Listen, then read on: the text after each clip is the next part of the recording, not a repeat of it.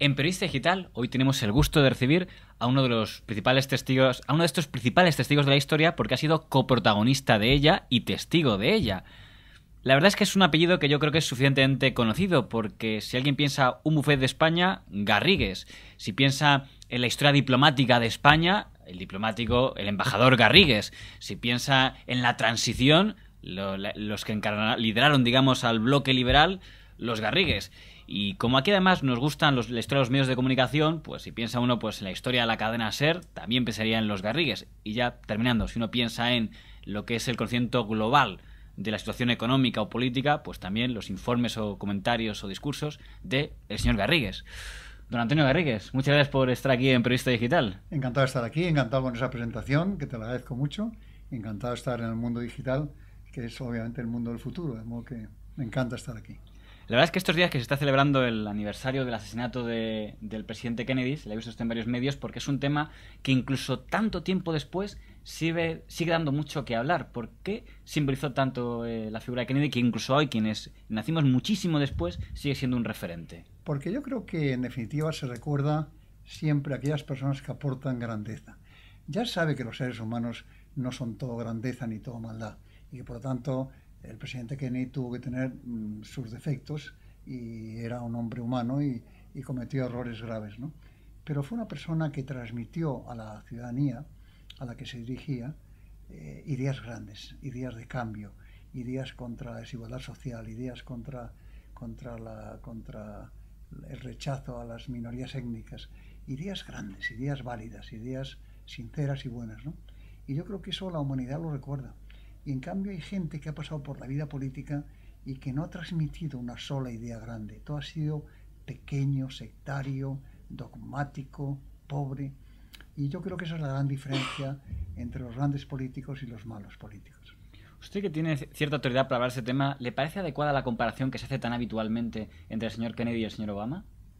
Pues hay una relación, sin duda, porque sin duda la elección del presidente Obama tiene que ver con la defensa que hizo el presidente Kennedy de los derechos de las minorías étnicas, ¿no? El Partido Demócrata siempre se apoya además en las minorías étnicas, tanto la hispana como la negra, ¿no? Y por lo tanto, pues mucha gente comentamos cuando estuvimos en la proclamación de Barack Obama como candidato a la presidencia, pues que en alguna forma el discurso que hizo él fue un discurso prácticamente imitando el lenguaje del presidente Kennedy, ¿no?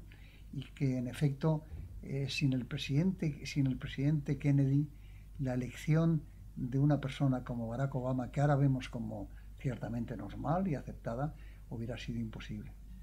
Ahora entremos a hablar en el tema de la transición, o quizá debería decir mejor las transiciones, pero para insistir en un tema más que me ha hecho gracia en la historia de Kennedy, es que encontrar en las hemerotecas de ABC, luego miraremos algunas cosas de hemerotecas, un artículo de otro Garrigues al que usted conoció muy bien, don Joaquín Garrigues Walker, el mismo año del asesinato de Kennedy, dedicado de homenaje a Kennedy, y lo llamativo es que habla abiertamente de figura de la democracia, de una constitución libre, en la España de 1963, una tercera ABC hablando de democracia, aunque sea usando la excusa de Kennedy. Bueno, pero en fin, es lo que se hacía y era un poco el artilugio que mucha gente que defendía ideas demócratas utilizaba, ¿no?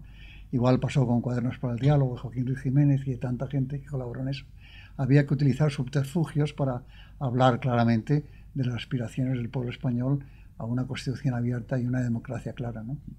Aunque los temas que podríamos hablar con don Antonio son muchos, porque alguien que, si me permite, creo que puede tener confidencias pues con el señor Suárez, con el general Franco, con Polanco, con muchísima gente, pero para ser honor, lo que más queríamos hablar con él es que acaba de publicar este ensayo con el título de España, las otras transiciones. Por eso decía yo que quizá más que hablar de transición en singular, con usted habría que hablar de transiciones en plural.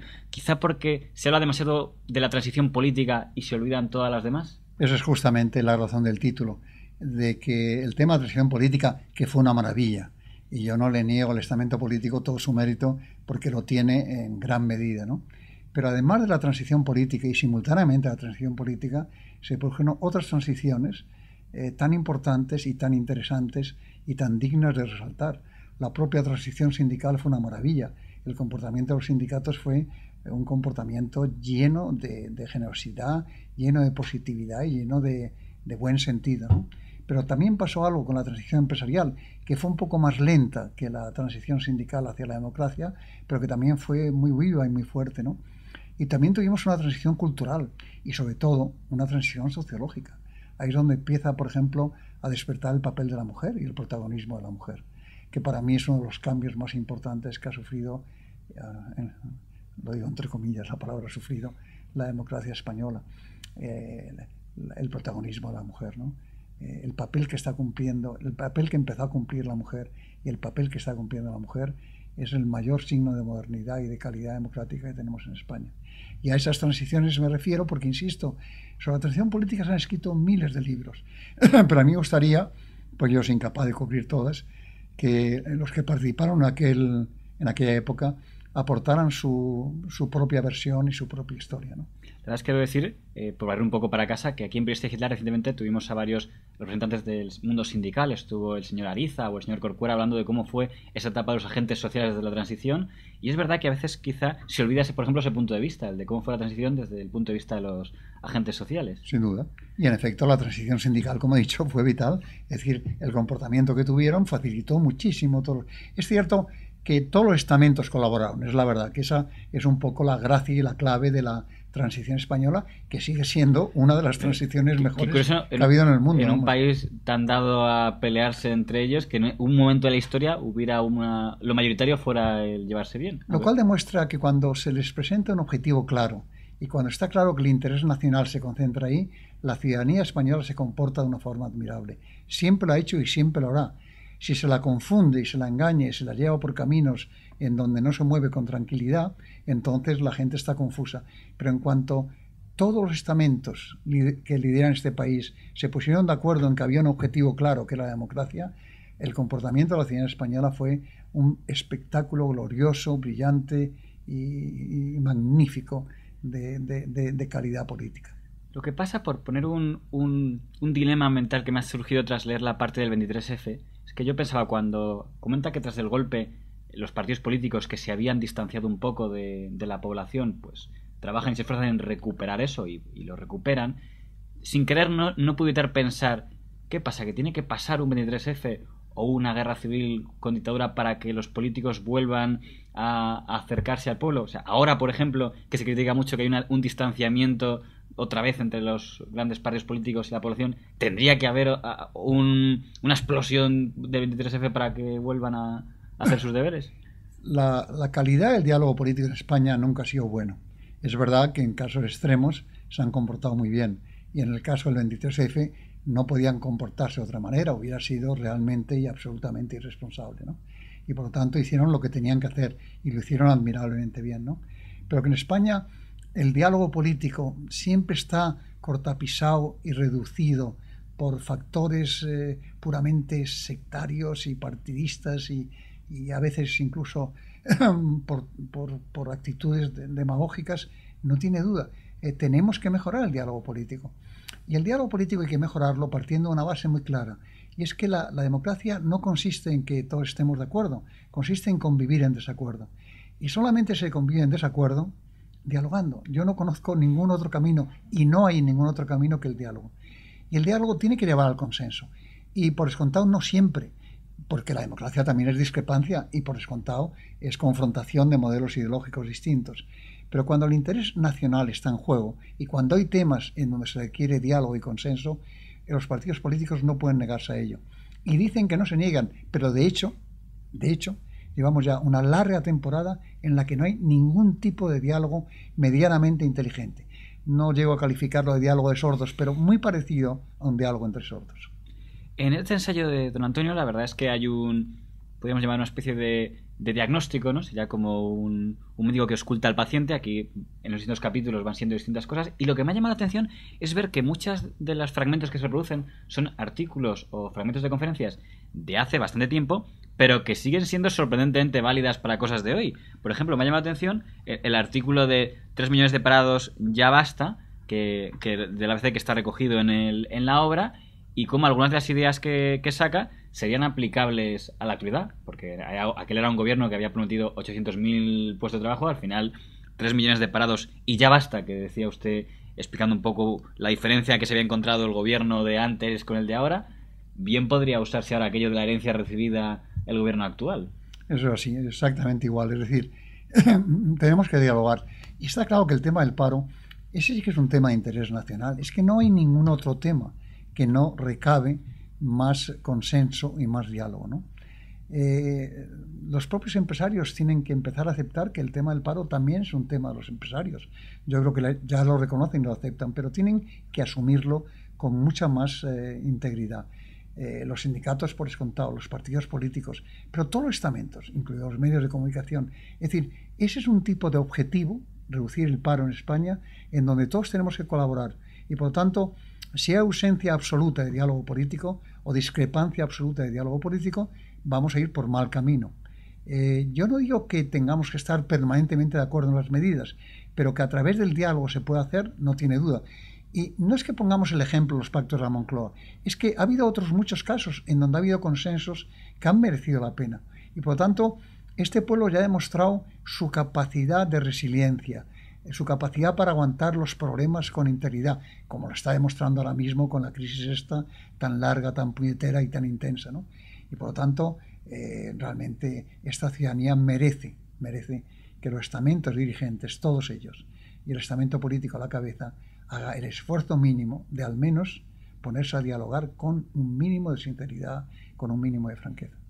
Hay una frase que me ha impactado mucho, quizá porque soy un poco inculto y no la conocía, y a lo mejor era muy conocida, pero que era de Ortega y Gasset, que dice: España es el problema, Europa es la solución, que recogen al comienzo de uno de los capítulos, creo que es el referido a la OTAN, y me llama la atención porque a veces me da la impresión en mi generación que todo lo de Europa, que en otros momentos sonaba muy bien, ahora parece que suena fatal. Pensamos en Europa y no suena nada, el Banco Central, los que vienen a exprimirnos. ¿Qué ha pasado en ese cambio de mentalidad para que Europa, que era visto como una solución, ahora, en unos sectores, tampoco voy a generalizar, parece que ahora se empieza a ver aquello del euro que tanta ilusión hacía hace 10 años, ahora es como algo, la desilusión? Es que Europa está dando un mal ejemplo, sinceramente, de falta de unidad y también de falta de diálogo, ¿no? Y por lo tanto yo creo que cuando los jóvenes sienten el desencanto hacia Europa es perfectamente comprensible. Si a ellos se les prometía que esto iba a generar pues una nueva dinámica económica y una nueva dinámica social que nos iba a acercar a los países europeos más avanzados, y resulta que ese dato no se produce, lógicamente tienen derecho a estar desencantados. De todas maneras, yo creo que es un desencanto perfectamente justificable por la crisis económica. Es decir, no creo que nadie quisiera irse a Europa. No creo que haya nadie en España que deje de ser europeo. Y de hecho, en las últimas encuestas se demuestra que España sigue siendo uno de los países en donde la identidad europea es más respetada y más admirada. Es decir, cuando se pregunta a la gente, ¿se siente usted más francés que europeo o más europeo que francés? Y lo mismo pasa en España, la respuesta española siempre es una de las más positivas en Europa. De modo que, en efecto, el desencanto económico justifica muchas cosas, la crisis esta justifica muchas cosas, pero yo creo que al final, en nuestros sentimientos, incluidos los jóvenes, hay como un respeto a la idea de que todos somos europeos y que estamos en el mismo barco y que tenemos que luchar por una idea común.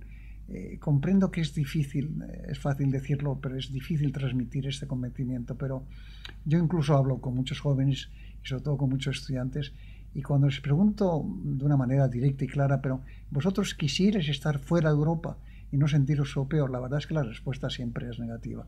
Quieren ser europeos y queremos sentirnos en Europa. Es decir, como otra Europa es posible. Bueno, hay una Europa que es posible, desde luego, y lo que pasa es que estamos tardando también mucho. Es decir, es que en efecto el que en Europa no logremos tener una sola voz política, ni una sola voz económica, ni una sola voz en materia de política exterior, es que es una vergüenza. Es que el proceso de unidad tiene que avanzar. Los europeístas siempre me dicen: Antonio, no, pero vamos avanzando. Y yo sé que vamos avanzando, pero avanzamos como los líquenes o como los hongos, que es que avanzamos 1 milímetro cada mes. Y claro, a ese ritmo, el eje norteamericano y el eje del Pacífico nos van a superar por todos los lados, y Europa se va a convertir en un continente muy culto, muy bello, muy sabio, pero muy decadente.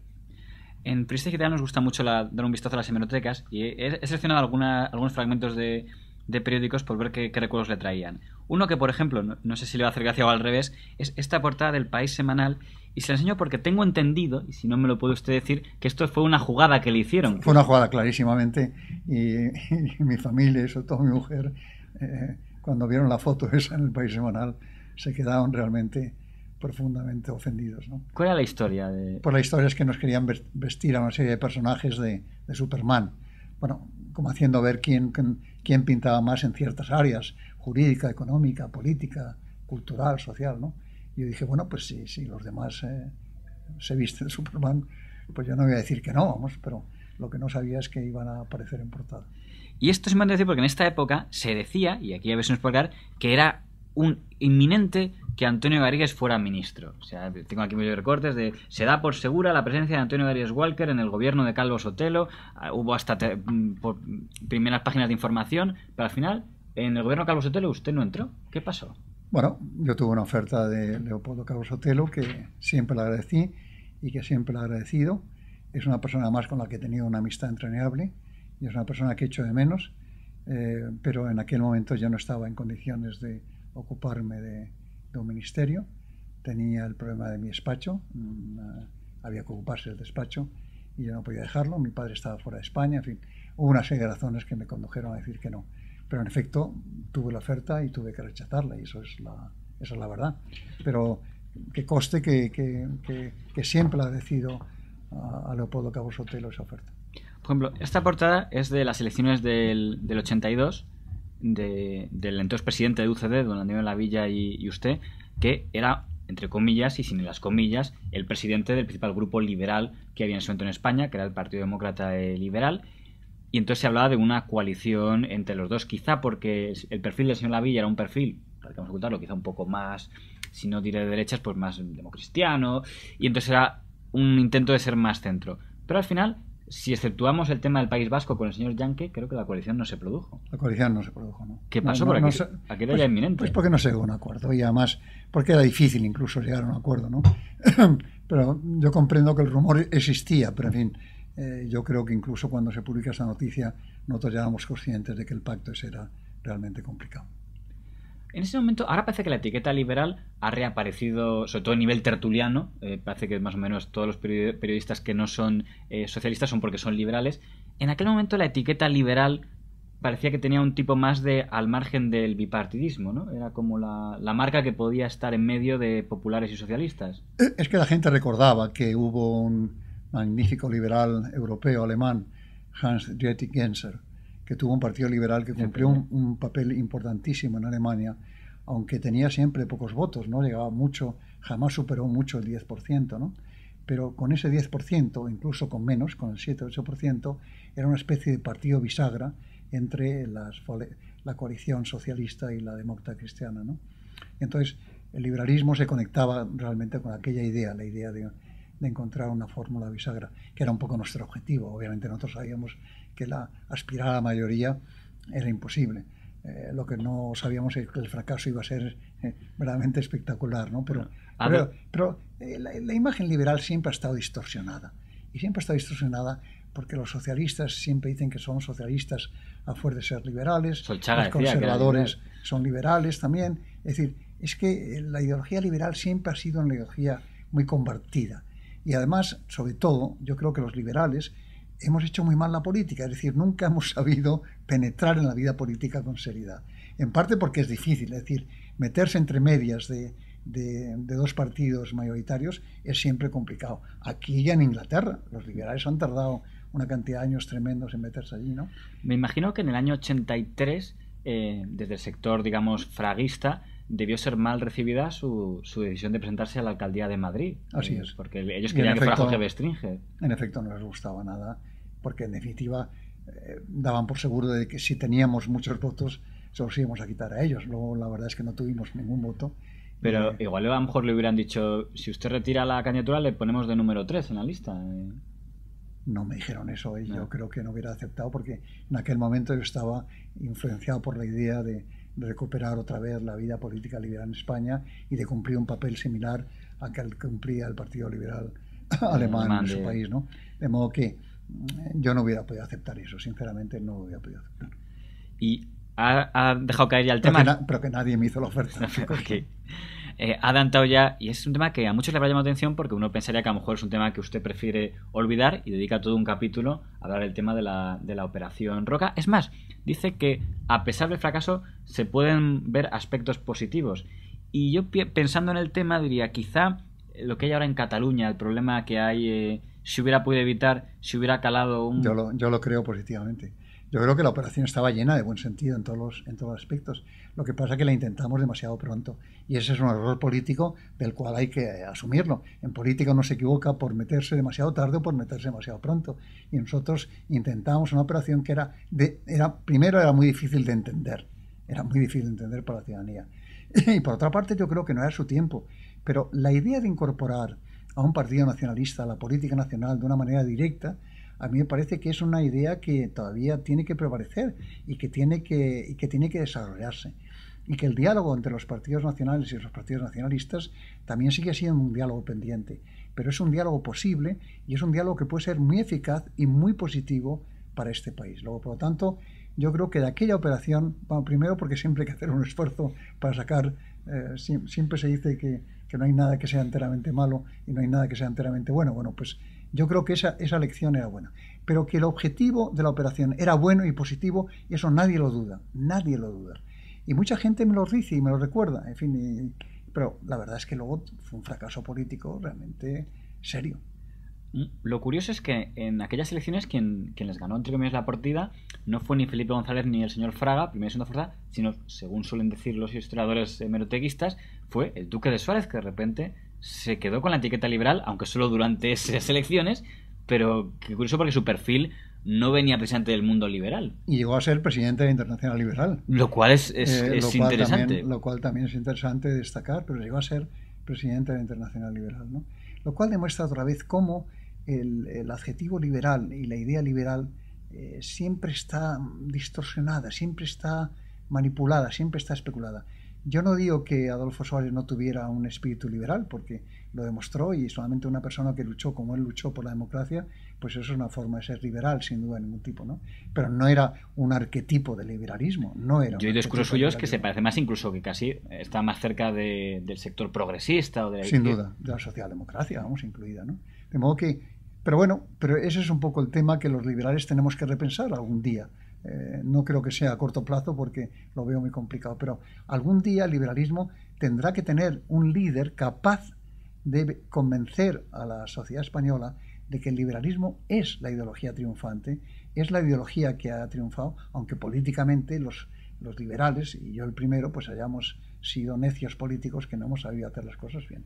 Por decir un punto más en este tema, algunos analistas, creo que fue la ABC donde lo leí, decían que quizá, lo que pasa es que entonces no se conseguía el objetivo que decíamos de Cataluña, pero no diría, quizá escoger como figura, cabeza de cartel, aunque usted fuera el presidente, a una figura de Cataluña, y además vinculada al nacionalismo catalán, podía provocar un incremento de votos en Cataluña, que de hecho se produjo, pero podía ser mal entendida en el resto de España.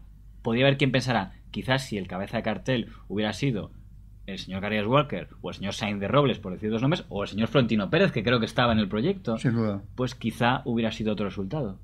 Bueno, eso ya es que hubiera pasado, sí, ¿no? Sí, es verdad que estamos y eso es un ejercicio realmente muy complicado, pero que en efecto la ciudadanía no entendió la operación bien, eso no tiene duda, porque era un líder, pero al mismo tiempo no era presidente, no estaba en el partido. Por otra parte... ¿Fue idea suya? O sea, ¿quién fue ahora que ya pasó un tiempo, quién tuvo la iniciativa de la operación? Se habló de que esa sería la solución porque él no quería asumir una responsabilidad nacional directa en ese momento. Bueno, y entonces se llegó a esa conclusión, pero vamos, fue una cosa hablada y se pensó que podía tener sentido, ¿no? Ahora, luego es verdad que costaba mucho explicarlo. Yo me acuerdo que a veces en las ruedas de prensa me tenía que dedicar la primera parte a explicar la estructura de la operación. No podía hablar de políticas, no podía hablar de política de sanidad ni política de educación porque no había tiempo. Es decir, todo el problema era ese, ¿no?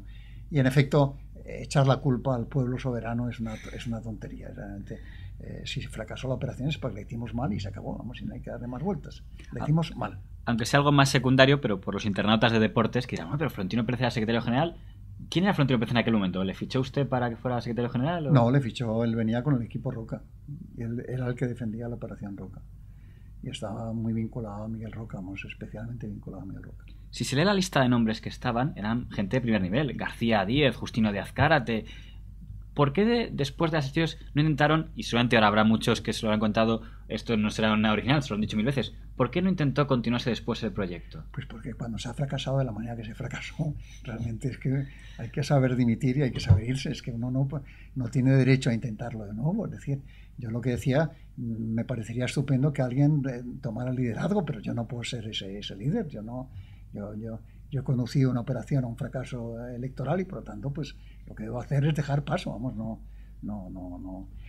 hay nada horroroso en fracasar políticamente. Los fracasos políticos son así, hay que intentarlos y no pasa nada, pero yo no tenía autoridad moral para poner en marcha otra nueva operación. La gente, como diría mi hermano Joaquín, escaparía a los aeropuertos, ¿no? Porque realmente no tenía sentido.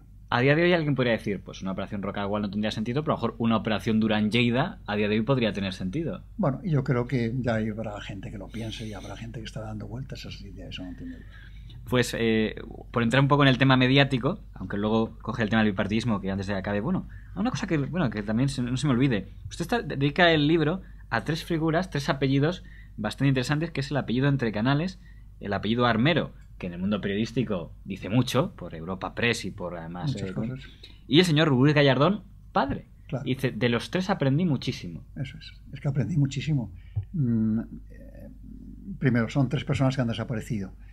Yo conviví y viví la transición con otra mucha gente y también me ayudaron, ¿no? Pero me parecía oportuno dedicarse a esas 3 personas porque de verdad con ellos tuve por de pronto una profundísima amistad y una profundísima relación, ¿no?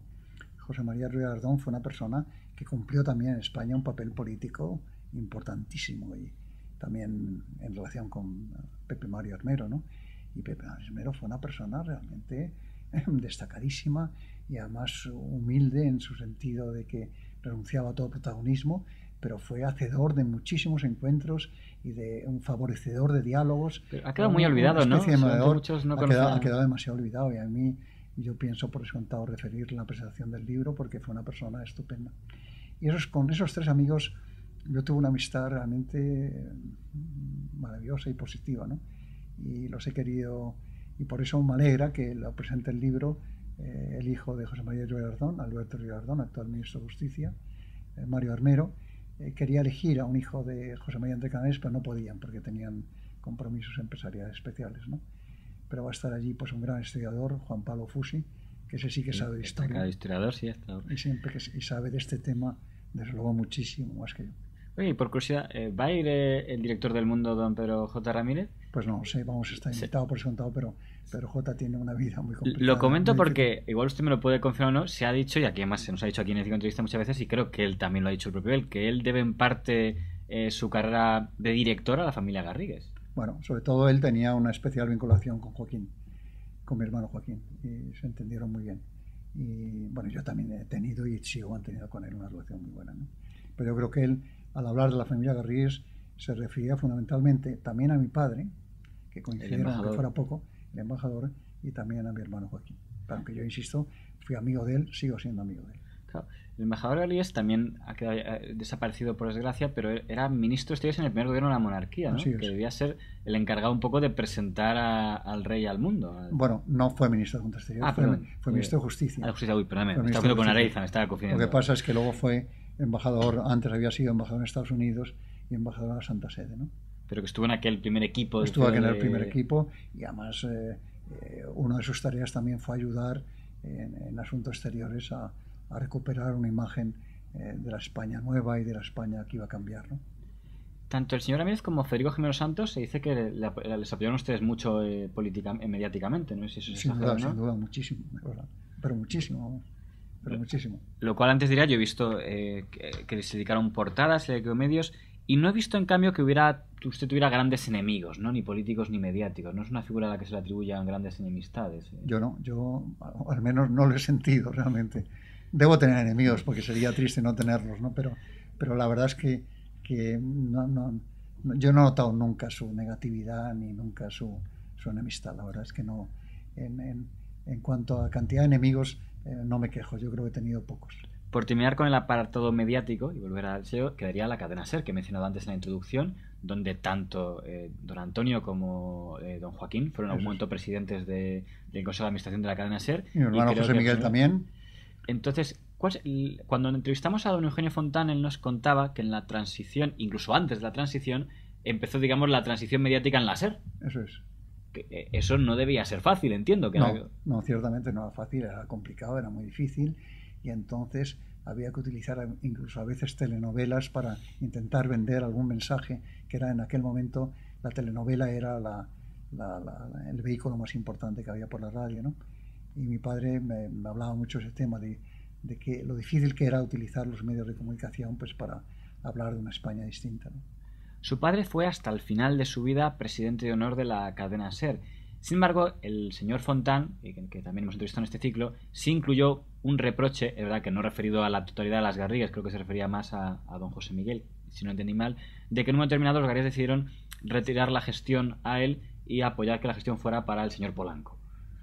¿Por qué fue esa decisión? Aunque no fue suya, pero como alguien que conocerá mejor que otros ese... No fue mía, no me consultaba nadie, y yo la verdad es que nunca he vivido a fondo los problemas de la cadena SER. No sé por qué se hizo, ni cómo se hizo, ni las razones. Sinceramente, no es que quiera defender a mi familia, es que de verdad no lo sé. Que se hizo, no tiene duda, pero que no lo sé. Ya que antes le había preguntado por el señor Ramírez y el señor Los Santos, y le preguntaba por el señor Polanco, ¿le llegó a conocer?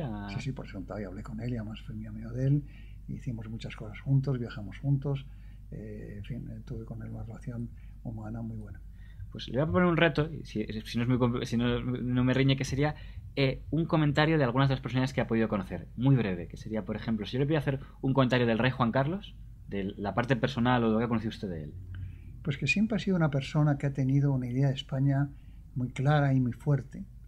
Yo he tenido el privilegio de hablar con él, no puedo decir que sea amigo del rey porque no soy amigo del rey, es decir, no, sinceramente lo digo, no es que sea ganas de imitar nada, sino que no soy amigo del rey, pero sí he tenido la oportunidad de hablar con él en algunas ocasiones.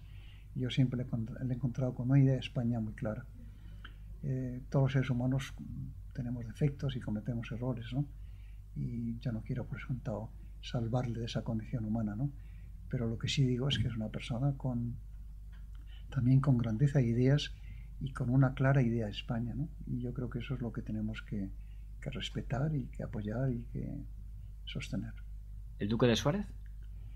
Pues también una persona estupenda. Realmente yo me acuerdo de toda mi vida cuando teníamos las primeras conversaciones políticas, en la que en un momento determinado se levantó la mesa y nos dijo: vosotros sois realmente unos amateurs de la política y habláis con esa libertad porque os divierte especular, ¿no?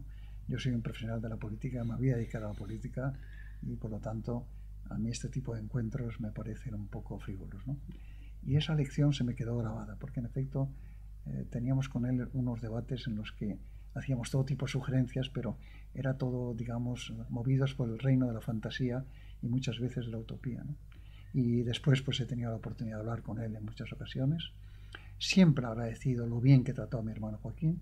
Cuando la gente habla de que había contradicción entre ellos, no es verdad. Es verdad que mi hermano Joaquín le dijo que él quería ocupar su puesto. Eso quiere decir que siempre se ha dicho que como que era el que lideraba la operación para... Y además se lo decía más con regularidad, no una vez, sino muchas veces. Y siempre a veces incluso le tomaba el pelo, ¿no? Incluso me acuerdo que una vez fue a visitarle al hospital y se lo dijo: oye, te recuerdo que en cuanto me cure yo quiero ocupar tu puesto, ¿no? Pero yo siempre le he agradecido a Adolfo Suárez lo bien que trató a mi hermano Joaquín y quiero decirlo públicamente porque es así. O sea, que la supuesta operación de que Joaquín Garrigues lideraba una operación para derribar a Suárez dentro de UCD... Eso no lo hubo, sinceramente puedo decirlo, no lo hubo. Ahora, que era el objetivo, la ambición de mi hermano y que si hubiera tenido salud lo hubiera intentado, no tengo la menor duda. Y aunque fuera muy joven, ¿del general Franco tiene así algún recuerdo? No, la verdad es que lo único que cuento, porque es verdad y que le vi en esa ocasión, fue porque Henry Ford se empeñó en que tenía que visitar al jefe del Estado español porque iba a hacer una inversión importantísima en Almusafes y quería tener el visto bueno, ¿no? Y saber que todo el mundo apoyaba la operación. Es verdad que la apoyaba todo el mundo, el gobierno aquel lo apoyaba completamente, ¿no? Y entonces me acuerdo que lo cuento también ahí la anécdota, pues eso de que Henry Ford dedicó 20 minutos a explicarle lo que iba a pasar y la cantidad de coches que se iban a fabricar y que iban a sustituir una serie de naranjos, pero que el producto también que iba a salir de esa tierra iba a ser muy... En fin, hizo un discurso bellísimo, ¿no? Y entonces Franco me miró y me dijo: pues dígale a Garrigues al señor Ford que amén. Y yo intenté, no sé por qué, intentar decir algo más que amén. Porque no fueran 2 segundos ya despachado. Porque me parecía... Entonces dije, pues nada, pues que el general Franco está satisfecho de la inversión. Y me acuerdo que luego Henry Ford me miró y dijo, sí, pues él solamente ha dicho amén. Porque además amén se dice más o menos igual en inglés, se dice amen. Luego, por lo tanto, bueno, esa fue la anécdota que he contado, pero en fin, ya entonces era un Franco decadente, tenía una decadencia física, en fin, y por lo tanto mi relación con él fue muy pobre. Pues ya terminando, hay una pregunta que usted plantea en el apartado de conclusiones, que es, ¿hemos aprendido de la crisis? Yo se lo pregunto directamente. No. ¿Ha aprendido Europa o España de la crisis? No, y no vamos a aprender. Y la humanidad nunca aprende. Y todo el mundo tiene que saber una cosa, que es que la humanidad no ha sido otra cosa que unos ciclos de crecimiento y depresión. Es lo que hemos estado viviendo. Yo tengo la edad que tengo y he vivido ya por lo menos 4 o 5 crisis, ¿no? Luego, por lo tanto, no me puedo sorprender de nada. Y siempre digo lo mismo, y nunca hemos aprendido nada de los temas. Cuando se produce el periodo de crecimiento, inicialmente todo funciona bien. De pronto el crecimiento se acelera y toma la espiral. Y entonces es cuando el ser humano enloquece, se produce una borrachera económica e inmediatamente caemos en un proceso de depresión, ¿no? La idea ahora sería ver si lograríamos que el nuevo periodo de crecimiento fuera más lento, pero mucho más sostenible, y que aunque al final viniera otro ciclo de depresión, fuera mucho más suave de lo que ha sido este. Usted advierte en el ensayo que las crisis a veces llevan a la aparición de radicalismos ideológicos, de fascismo directamente, o aunque no sea con la marca fascista, con otra marca. ¿No podría pasar eso en España? Está pasando en España, está pasando en Europa. Es decir, sobre todo en Europa, mucho más que en España. Lo que está pasando en Francia, lo que está pasando en Bélgica, en Holanda. Se dice que en las europeas del año que viene, en algunos países que usted ha citado, en Francia o en Bélgica, pues van de más votado el partido. Eso es. Y eso podría tener efectos miméticos en un país sobre España. Hasta ahora no los ha tenido. Es decir, en España realmente tenemos que alegrarnos de que nunca hemos tenido un partido de derechas radicalizado y del tipo francés, ¿no? Pero bueno, la verdad es que por una serie de razones, y la crisis es una razón, ¿qué duda tiene? Que hay movimientos preocupantes de extrema derecha, radicales en Europa. Y eso es una noticia malísima, una noticia tristísima. Y yo espero que esas predicciones que has dicho sobre la posibilidad de que lleguen a ganar las elecciones europeas me preocupa de una manera inmensa. Haciendo honor al título de la obra, la última pregunta que muchos se harían sería ¿qué transiciones quedan pendientes? Pues queda que en España las cosas que no han cambiado hay que cambiarlas. Seguimos teniendo una cultura fiscal muy pobre, seguimos teniendo una cultura de diálogo político, como hemos dicho, muy pobre. Es decir, tenemos que mejorar realmente. Somos un país latino y por lo tanto no podemos aspirar a dejar de ser latinos y tenemos las ventajas y las virtudes de la latinidad, pero podemos ir corrigiendo efectos. Hemos logrado cosas y cambios sociológicos maravillosos, insisto, por ejemplo, el de la mujer, pues podemos hacer lo mismo con otros muchos temas, ¿no? Y por lo tanto lo que tenemos que hacer es aumentar nuestro nivel de exigencia y nuestro sentido de compromiso individual y personal. Y yo creo que con eso podemos afrontar cualquier tema, por difícil que sea. Pues dejo apuntado la necesidad de insistir en el diálogo. No sé qué se le ocurriría a usted para la fórmula de la representación. O sea, parece que ahora está muy mal visto, lo que antes está muy bien visto, de que el Consejo General de Poder Judicial o la Administración Española esté dividido en los partidos, ahora está fatalmente visto. La gente mira como un control del bipartidismo. Eso es. ¿Eso cómo se podría solucionar? Bueno, con que los partidos políticos se pusieran de acuerdo a través del consenso y a través del diálogo en elegir personas con criterios objetivos y no con criterios partidistas. Yo creo que no debe ser difícil. Es decir, en España hay gente estupenda que no están en los partidos ni comprometidos con los partidos políticos, que podrían cumplir un papel realmente maravilloso.